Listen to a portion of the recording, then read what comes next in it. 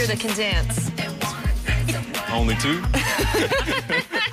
Of the female persuasion, I might add.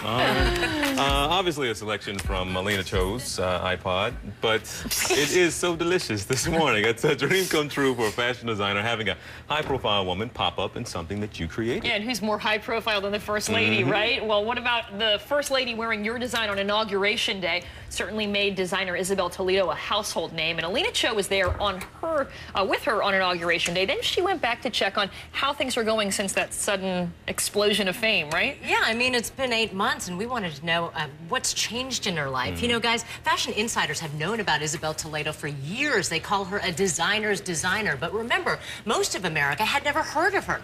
That is, until Michelle Obama walked out on Inauguration Day wearing that lace dress and coat that Toledo designed. So 8 months later, how's she doing? We went back to pay a visit, and boy, has her life changed. What goes through your mind when you look at this now? Oh my goodness, I'm so proud. I'm very proud of this dress. I mean, it's got such a history. Preserve, protect, and defend the Constitution of the United States. So much so, that famous dress, the one Michelle Obama wore on Inauguration Day, now sits in a glass case. Isabel Toledo designed it. What's changed in your life? The studio is quite busy, I have to say, which is wonderful. When the First Lady wore Toledo's dress and coat, she probably had no idea just how much that choice would change this designer's life.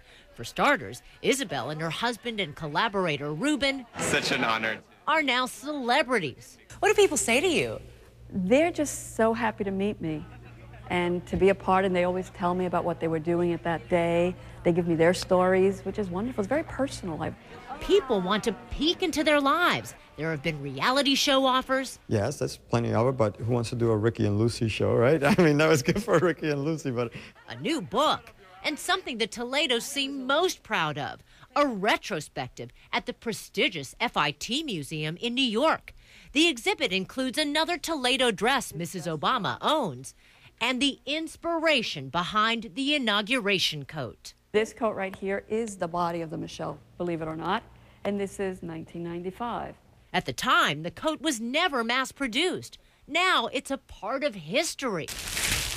Toledo even designs new collections with the First Lady in mind. I can go back to my archive and, with Michelle in mind, think of what pieces are very Michelle.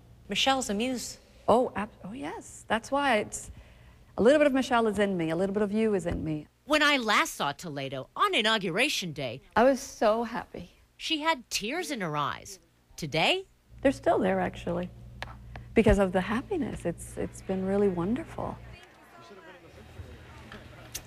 Both Ruben and Isabel are such wonderful people. It just could not have happened to nicer people. That inauguration coat, by the way, that Toledo designed, could end up at the Smithsonian, but guess what? It's not a given. Now, the gown that the First Lady wore will end up there, but Mrs. Obama still owns the Toledo creation, so ultimately, it's her decision. And right now, guys, Toledo tells me that museums everywhere are furiously bidding for it. And you were asking, is that the actual dress and coat that Mrs. Obama wore? It is. What did you call the material? Because it was very unique. Well, what's interesting, it's actually Swiss lace, and it's very warm. It's wool lace.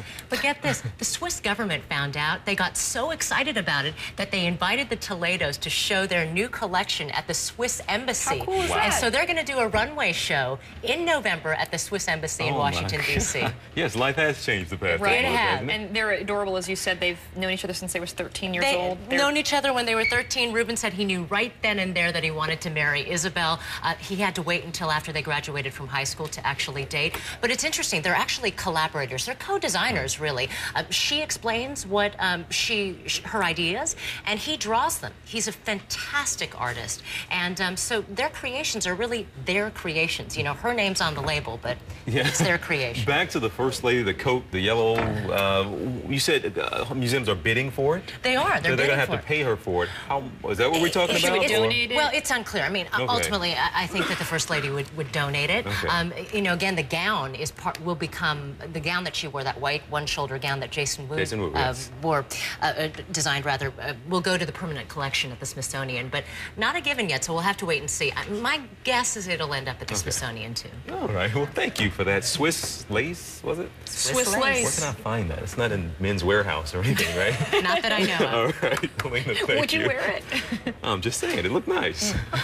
All right. Hey,